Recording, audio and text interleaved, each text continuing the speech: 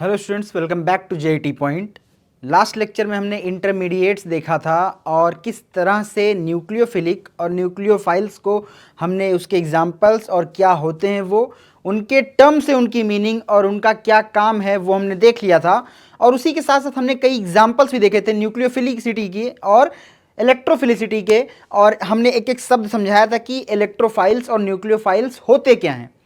आज हम इस क्लास में देखेंगे कि हम इस जीओसी फर्स्ट में या फिर रिएक्शन मैकेनिज्म पार्ट फर्स्ट में क्या क्या देखेंगे और कितने इफेक्ट्स हमको यहाँ पे पढ़ने हैं उसको जरूर देखेंगे। देखिए, इफेक्ट्स अब हमको याद रखिएगा, अपने को 4 इफेक्ट्स पढ़ने होते हैं यहाँ पे। एक होता है पहला inductive effect, second one is resonance या फिर इसी की वजह से जो प्रॉपर्टी जो जनरेट होती है वो उसे बोलते हैं mesomeric, then hyperconjugation, then last one is electromeric effect. क्या बोला? Last one is electromeric effect. Clear इतनी बात?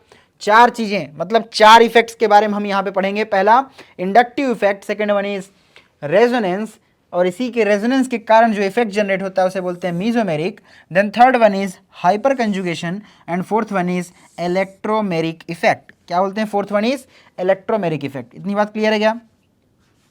चलो तो फिर स्टार्ट करते हैं आज के टॉपिक से। फर्स्ट टॉपिक आज हम पिक करेंगे कौन सा? Inductive effect. कौन सा effect? Inductive effect. First topic क्या होगा अपना?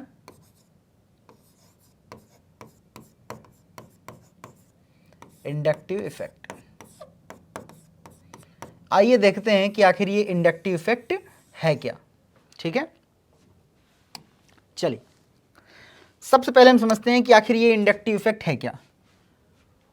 चलिए, अच्छा उसके पहले जहां जहां अपना ये बॉक्स आएगा याद रखिएगा, आपको इस बॉक्स को अपने कॉपी की छत पे बनाना है। छत पे कॉपी होती है ना, बिल्कुल कॉपी ऐसी होती है, तो कॉपी के ऊपर इतना स्पेस खाली होता है। ठीक है, उसके बाद यहाँ से स्टार्ट होती है लाइनें, है ना। ये आपकी क्या है? ये कॉपी है, तो ये कॉपी के ऊपर ये जो स्पेस होता है ना, ये क्या है? कॉपी की छत। ठीक है, इस छत पे आपको क्या लिखना है? इस छत पे आपको ये नोट पॉइंट लिखना है, ये जो एडिशनल, क्या बोला मैं? एडिशनल फैक्ट्स लिखने हैं यहाँ पे। एडिशनल फैक्ट्स बोलो या फिर इसको क्या बोलो? Additional knowledge.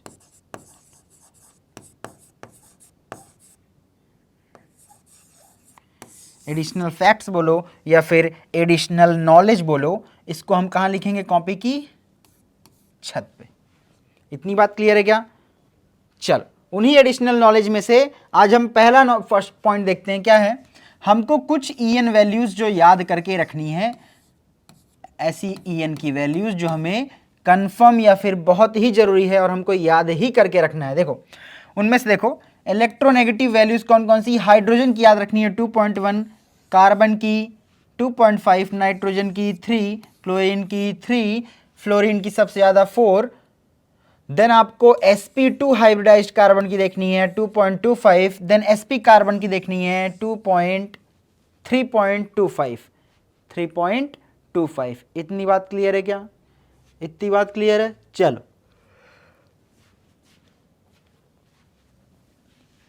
ये हमारा क्या है? Note point.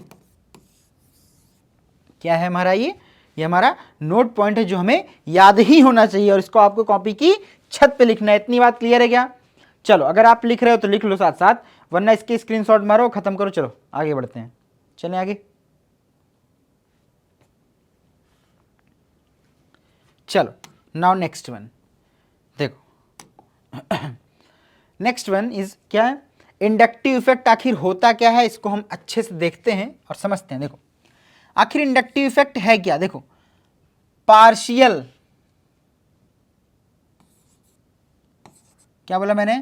Partial shifting of sigma bonded electrons towards more electronegative atom is known as inductive effect. मतलब याद रखना, पार्शियल मतलब थोड़ा थोड़ा, मतलब पार्शियल मतलब थोड़ा थोड़ा, शिफ्टिंग मतलब खिसकना, किसका? सिग्मा बॉन्ड का। सिग्मा बॉन्ड का, किसका? सिग्मा बॉन्ड का। ठीक, अब समझना ध्यान से। देखो कभी भी किसी किन्हीं दो एटम्स के बीच में अगर बॉन्ड बनता है, क्या बनता है, अगर बॉन्ड बनता है, याद रखिएगा, कभी भी किन्हीं दो एटम्स के बीच में अगर बॉन्ड बनता है तो सबसे पहले जो बॉन्ड बनता है वो बहुत स्ट्रॉन्ग, और जो बॉन्ड बना सबसे पहले उसी को हम बोलते हैं सिग्मा बॉन्ड। कौन सा बॉन्ड, सिग्मा बॉन्ड। इतनी बात क्लियर है क्या? मतलब दो एटम्स के बीच में जो बॉन्ड का फॉर्मेशन होता है उस बॉन्ड को हम बोलते हैं सिग्मा बॉन्ड, सबसे पहला बॉन्ड। अगर जब दूसरा बॉन्ड बना, जब दूसरा बॉन्ड बना मतलब सेकंड बॉन्ड का फॉर्मेशन हुआ, तो ये जो दूसरा बॉन्ड है ना, इस दूसरे बॉन्ड को हम बोलते हैं पाई बॉन्ड। क्या बॉन्ड, कौन सा बॉन्ड, पाई बॉन्ड। ठीक है। अब जब एक और बॉन्ड बनता है यानी तीसरा बॉन्ड, इसको भी हम बोलते हैं पाई बॉन्ड। क्या बोलते हैं इसको भी हम बोलते हैं पाई बॉन्ड। मतलब मैक्स टू मैक्स दो एलिमेंट के बीच में 3 बॉन्ड बन सकता है, और तीनों बॉन्ड में से एक होगा सिग्मा, बाकी दोनों पाई। इतनी बात क्लियर है क्या? इतनी बात क्लियर सबको? चले आगे।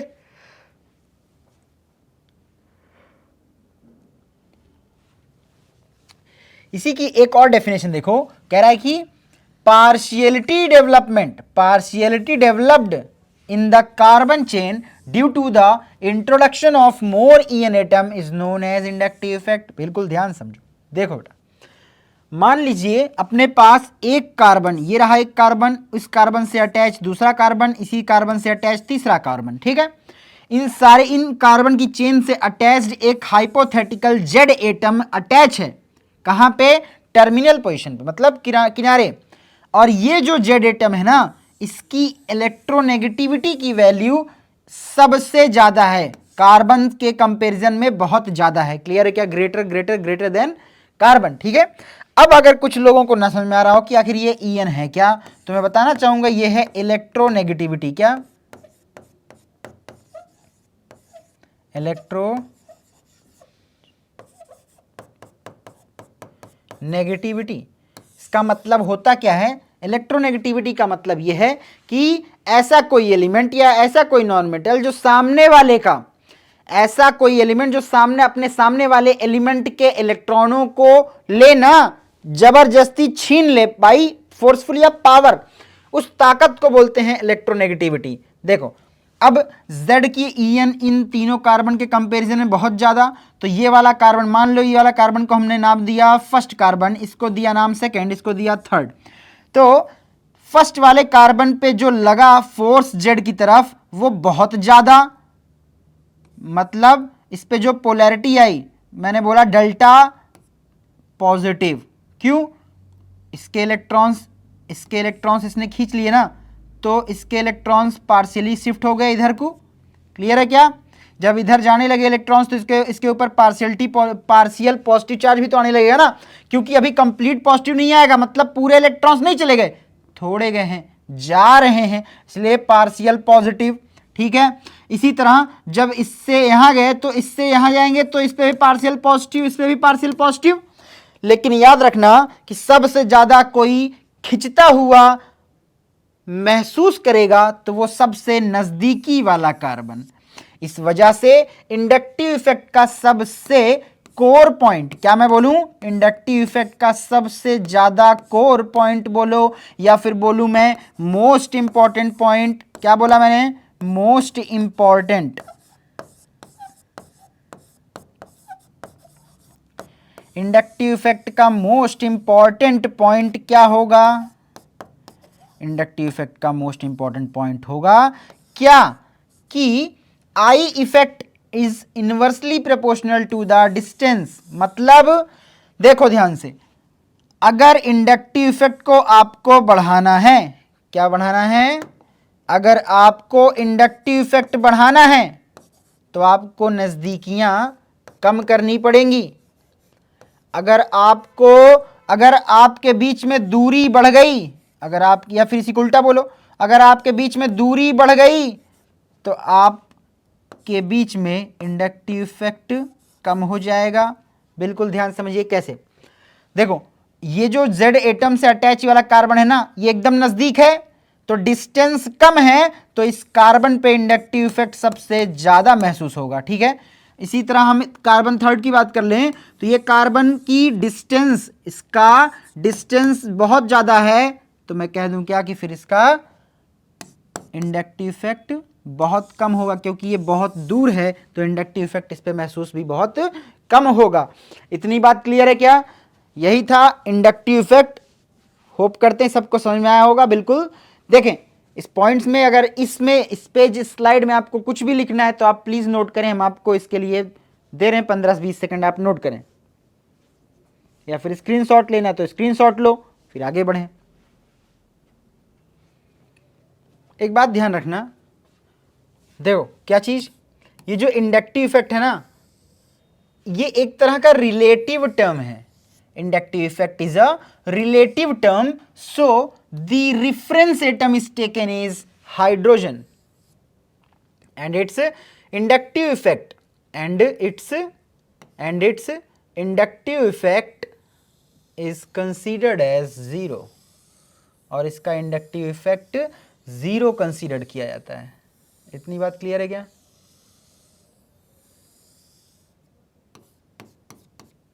क्लियर इतनी बात?